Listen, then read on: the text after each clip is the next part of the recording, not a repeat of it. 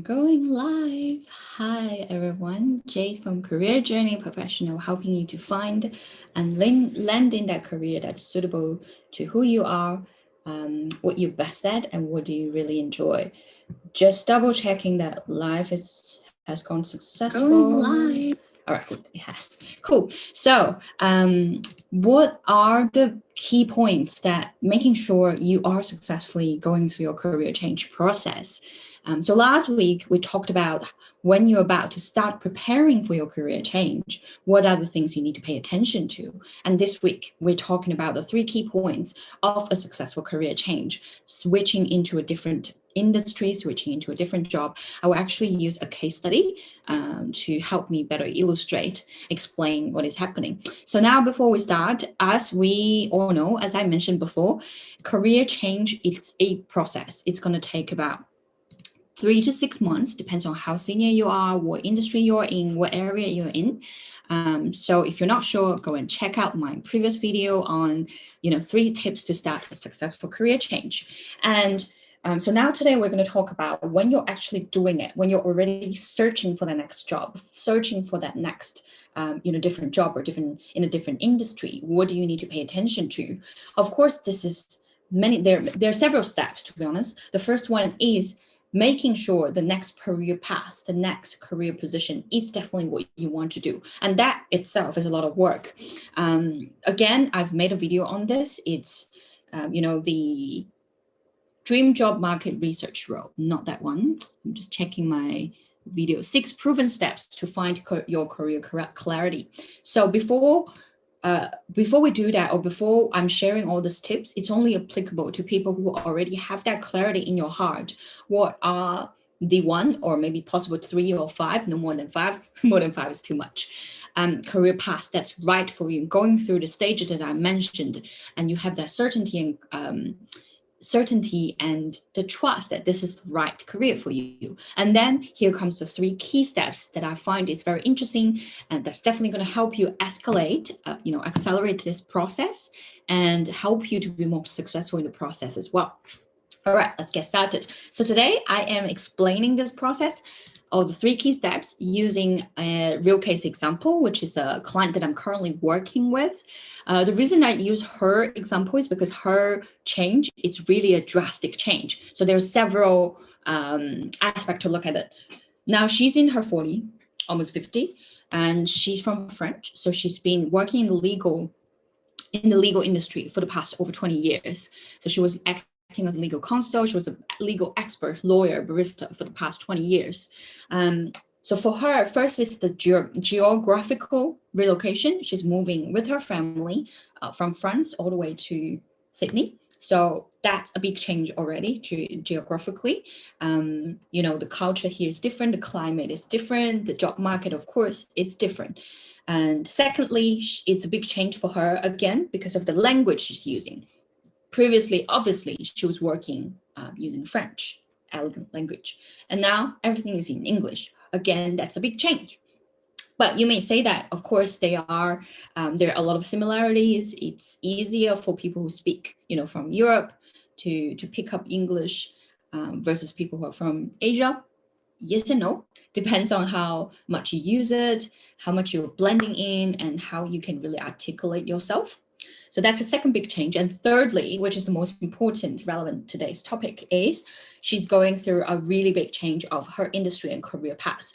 So she's shifting from legal to now what we have pinpointed for her. It's corporate social responsibility managers, very specific, which is great, which is what we want. Because when you find that clarity, it should be down to what's your entry point role or your current role and what's the future role, to making sure that's what you really want to do. So she has already done all the explorations. We have done the consultation to pinpoint this is exactly what she want to do for the next maybe 20 years or so. She's very determined. And here we start. So what's the first thing that you need to do? So I will start sharing my screen so you can have a better understanding. So this is part of the exercise that we were doing at an early stage, is what does your new job do? And obviously, you're going to look at all this, industry report, all the job advertisement, and then from your interview with people who work in that industry to get a better idea. So we've got a whole list of things that she found out that's needed for this job. Obviously, the general things, develop and implement corporate social responsibilities, managing a team, project management, training people, all those things, which she has done before. So you can tick all the boxes. And then it comes to what I say a gap, which is my point number one. It's identifying the gap between your current experience or your current job skills to the next one. So these are the things that she probably don't have or she don't know. These could be skills, knowledge, experiences. That's including, knowledge about sustainability, knowledge about what does corporate social responsibility mean in a daily job. What are the social impacts? What is the partnership that could be involved? Environmental and human rights. All those things are the things that if she write out her resume, it could be a gap or it could be something that's not the strongest. And that's the first thing you need to identify. Now, these apply to whether you are changing industry, whether you're changing company, or if you're just looking for a promotion in the next job, if you're moving a job to the next level of your current job. For example, you were a junior analyst and then you move on to a senior analyst. Again, that could be a gap. And it was so important for you to identify what these gaps are and then take action about it. So for her, it was pretty straightforward. All of the legal applications or how to implement legal processes, it's quite straightforward. It can be transferable from her previous skill. However, it's only the knowledge or the industry knowledge, industry insight, specifically in Australia. That's what she needs to do. So she's doing 2 short courses to fill up the gap, to lift up her knowledge in that perspective. So that's my point number one. Research and identify the gap between you and your next ideal job. Now it comes to my point number 2. It's knowing what you can do. It's all about what have you done previously can be implemented into this new job. How do I mean by that? I mean, it's really not about what you have done or how glamorous, how much achievement you have done previously, but how applicable are they to your new job? How can you show your employer that you are using the skills to translating into language they understand, translating into tasks they are looking for, to make sure that you can do them and you can do them well. And that again, I'll give you an example from this exercise that we have done. Let me just share the screen again. All right, so what she has done, 20 years of legal experience. That's a lot of real experience. That's expert level. And what has she done on a corporate level? That's, developing and implementing corporate strategies, including commercial contracts, merger and acquisitions, compliance, governance, litigation, corporate responsibilities.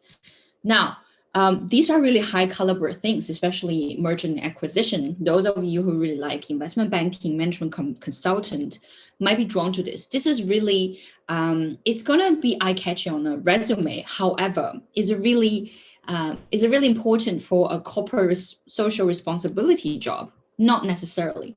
So the really applicable ones or the keywords or the important skills that employer want to see are the ones I highlighted: governance, litigation, corporate responsibilities. And this is what I mean by you need to make sure what you write out from your previous experience is relevant and it's really tapping onto the keywords of the new job, and it's really transferable into your new job, as in it makes sense to them that if you have done this before, that means you know how to, governance. That means you know how to manage corporate social responsibility. That means you know how to implement corporate social responsibility on a strategic level, in an operational way, looking after key stakeholders, stuff like that. So that's what I mean. The second point, it's really looking at everything you have done, pick and choose the one that's most relevant and it's applicable to your new job.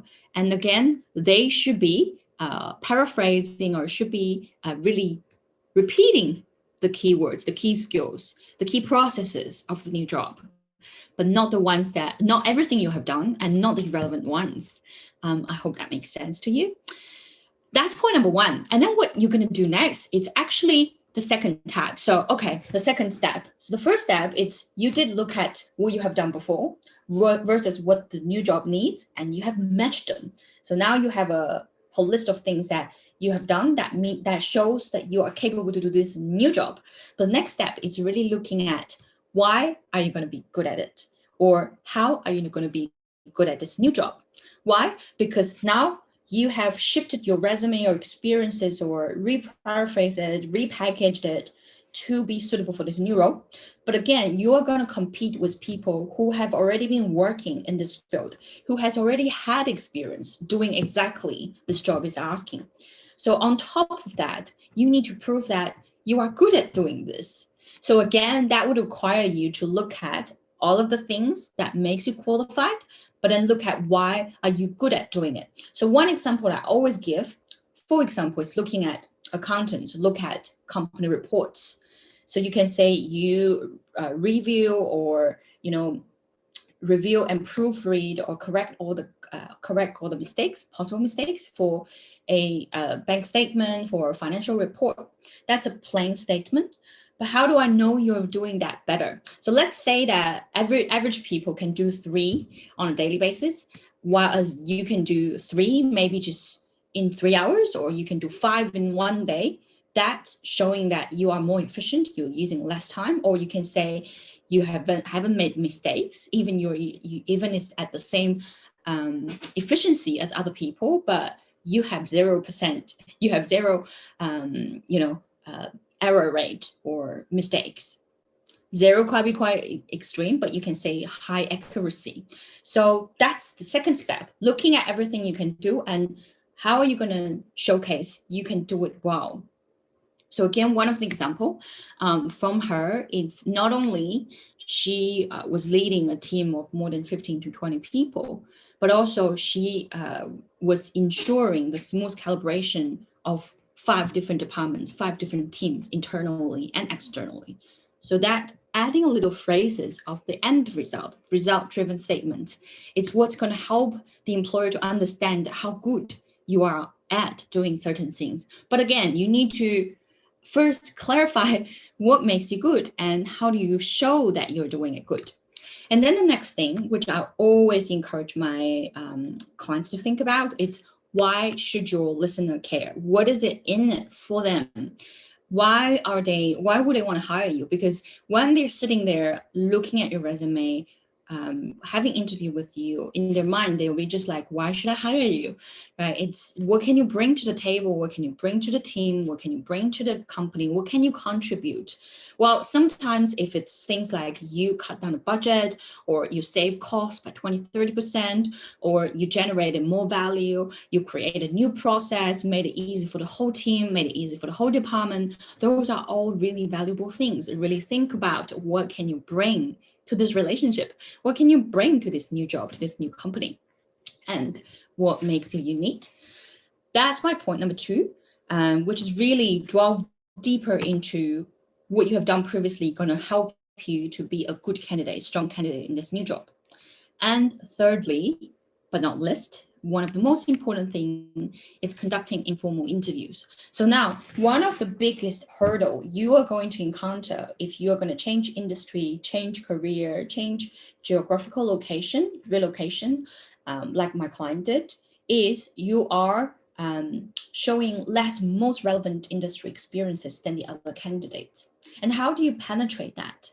One of the way is definitely networking. So again, I've made a relevant video on this, which is the number 1 strategy career seekers are missing, network your way into your dream job. Have a look of that.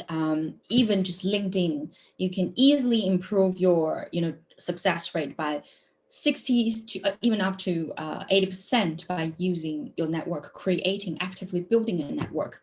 Now, in this case, when you're doing a career transition, a career change, we're talking about a thing called informal interview. Now, if you haven't heard of that term before, it's basically interviewing people who have already worked or still working in your dream job role, in the new industry, in a new company, by really trying to understand what's happening behind the curtain, behind the door. Things that's not written on, industry report, it's not written in the job sites, it's not informational interview. It's one of the most important and useful way to build up your network and penetrate that hurdle that I mentioned of you changing industry to create opportunities. So again, this case study, this lady that I'm talking about, she's very brave. She's been doing continuous, coffee chat, informal interview for the past 2-3 months, and she has created volunteering opportunities to gain that relevant experience, as well as new interview opportunities in corporate social responsibility, which will be so hard if you're just gonna use a legal resume, apply for corporate social responsibility manager roles in her situation in the current job market. So I cannot emphasize enough how important that is. And that, again, it's a process. You need to do it strategically. You need to do it with a plan, stick to the plan, and really to be able to benefit from that. All right, so that's pretty much the 3 key points that people can be missing. I mean, there are still different steps involved in that process. As you can see, that exercise, it was only part of the exercise that we done. It's quite lengthy. There are a lot of informations there, but that's some of the most important things that people can miss or overlooked, which is why I'm suggesting them. All right, if you do have similar concerns or you want to know more about how you can benefit from this, reach out to us. Otherwise, leave a like, subscribe, and I'll see you in the next video.